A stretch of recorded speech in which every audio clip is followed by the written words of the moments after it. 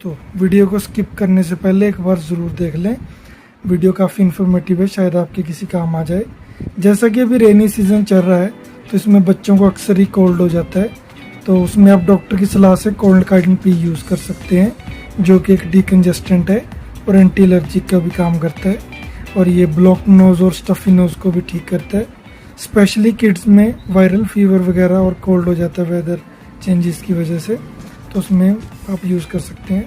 ये मार्केट में MRP 69.50 पे ईजिली अवेलेबल हो जाता है।